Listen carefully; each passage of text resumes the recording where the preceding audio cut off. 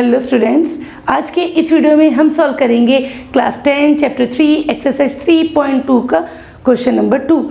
तो question number 2 है on comparing the ratios a1 upon a2, b1 upon b2 and c1 upon c2 find out whether the lines representing the following pairs of linear equations intersect at a point are parallel or coincident। कि अगर यहाँ पे आप यहाँ देख सकते हैं कि 3 सब क्वेश्चंस आर देयर है ना अंडर दिस क्वेश्चन।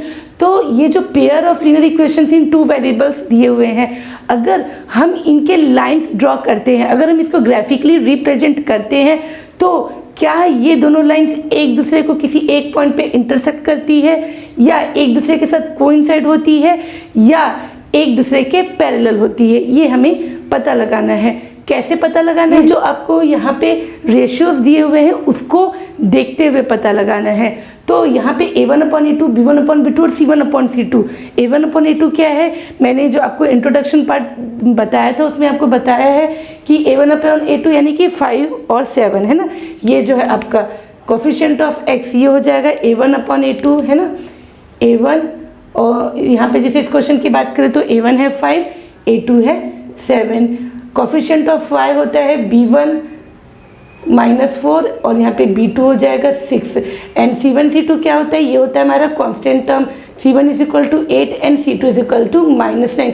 तो हम इन रेशियोज को देख के कैसे पता लगा सकते हैं? ऐसी रेशियोज इन 2 क्वेश्चंस के लिए भी निकलेंगे। तो इन रेशियोज को देख के हम कैसे पता लगाएंगे कि ये एक दूसरे को इंटरसेक्ट करेगी, या एक दूसरे के साथ कोइंसाइड होगी, या एक दूसरे के पैरेलल होगी। तो इसके लिए हम लोग क्या करते हैं, हमारे पास 3 ऑब्जर्वेशंस होते हैं यहाँ ऐसे।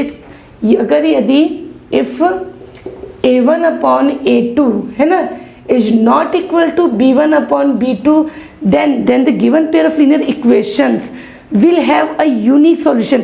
यानी कि यहाँ पे अगर हम इन दोनों इस इक्वेशन के लिए है ना, इन दोनों इक्वेशंस का अगर हम लोग लाइन ड्रॉ करते हैं इस तरह से, तो ये जो दोनों लाइन्स है वो किसी एक पॉइंट पे इंटरसेक्ट करेगी।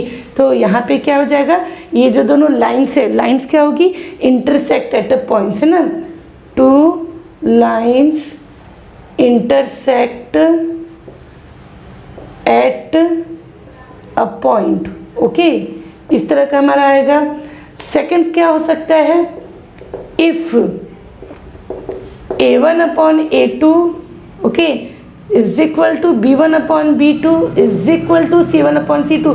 यानी कि अगर ये तीनों रेशियोज एक दूसरे के इक्वल होंगे, then 2 lines will be coincide है ना। यहाँ पे अगर मैं इसका लाइन ड्रॉ करूँ, ये मेरा पहले यानी कि मेरा पहला इक्वेशन, कोई जनरल इक्वेशन ले लेते हैं, a1x plus b1y plus c1 is equal to 0। इसी के ऊपर जब मैं दूसरा लाइन ड्रॉ करती हूँ वो इसके साथ कोइंसाइड कर लेता है, सेम इसी के ऊपर। जैसे अगर मैं इसको ये रेड से बताऊँ है ना, सेम ये इसी के ऊपर आ रहा है इस तरह से। ये जो इक्वेशन है ये है a2x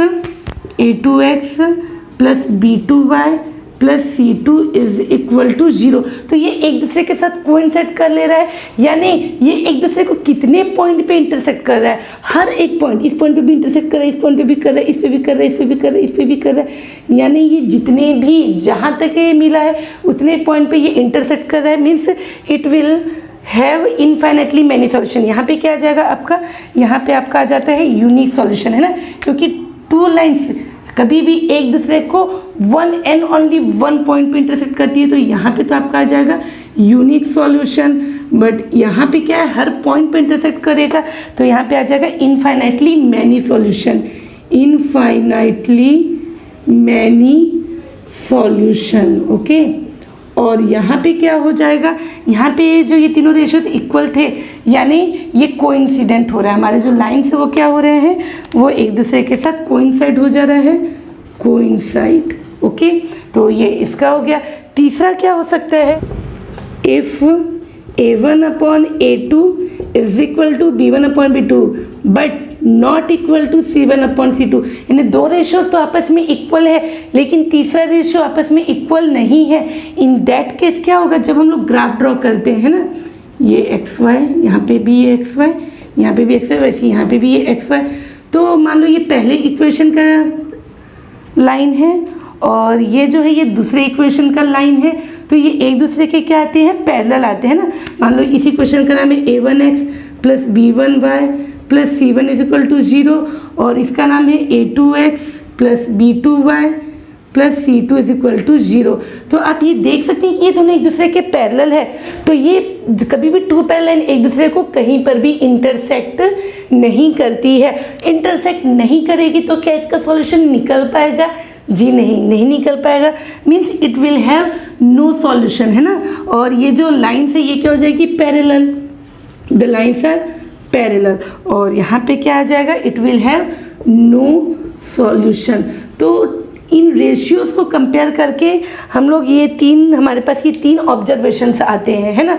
तो हम यहाँ पे इन रेशियोज़ को कंपेयर करते हैं। जैसे फर्स्ट क्वेश्चन है तो यहाँ पे a1 की वैल्यू 5, a2 की वैल्यू 7, b1 की वैल्यू -4, b2 की वैल्यू 6, c1 की वैल्यू 8 और c2 की वैल्यू -9। तो यहाँ पे a1/a2 है ना, इस क्वेश्चन के लिए क्या आ रहा है हमारा, इन दिस क्वेश्चन a1/a2 यहीं पे is not equal to b1/b2। So the given pair of linear equation will intersect at a point. Okay, तो इसको मैं यहाँ पे लिख देती हूँ, ये सब मैं हटा देती हूँ, आप इसका स्क्रीनशॉट ले लीजिए। सो the lines of linear equations, है ना, linear equation two variable, pair of linear equation, linear equations in two variable intersect at a point, intersect at a point. तो हमारा ये फर्स्ट वाला क्वेश्चन बन गया है। अब देखते हैं सेकंड वाला। ओके, तो यहाँ पे आपका a1/a2 ये हो गया हमारा a1, ये हो गया a2, ये b1, ये b2, ये c1 और ये c2। ओके, तो मैं इसको यहाँ ले लेती हूँ। a1 is equal to 9, a2 is equal to 18, b1 is equal to 3, b2 is equal to 6, c1 is equal to 12, c2 is equal to 24। अब जब आप इसको सिंप्लीफाई करोगे, है ना, यहाँ पे a1/a2 इज इक्वल टू क्या हो जाएगा, a1/a2 इज इक्वल टू 9/18, 9 1 9, 9 2 18 यानी 1/2। b1/b2 इज इक्वल टू 3/6, 3 1 3, 3 2 6, ये भी आ गया 1/2। And c1/c2 is equal to 12/24, तो 12 1 12, 12 2 24, 1/2। तो आप यहाँ देख सकते हैं कि a1/a2 is equal to b1/b2 is equal to c1/c2। So the lines of linear equation in two variables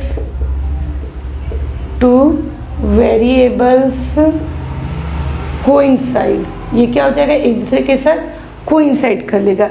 and अब हम लोग यहाँ पे आ जाते हैं ये थर्ड वाले पे। थर्ड वाले पे क्या आ जाएगा आपका, ये हो गया आपका a1, ये a2, ये b1, ये b2, ये c1, ये c2।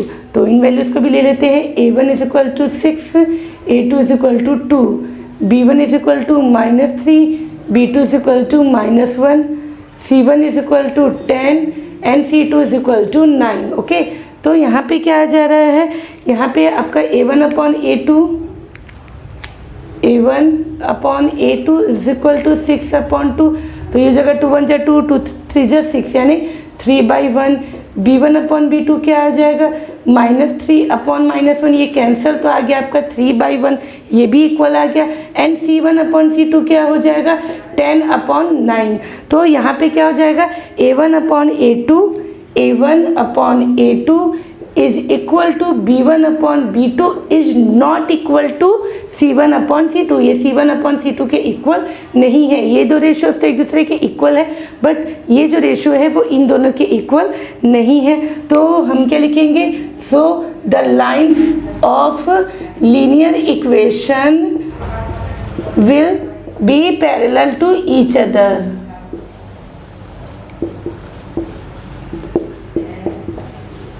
तो इस तरह से हमारा ये क्वेश्चन सॉल्व हो गया है।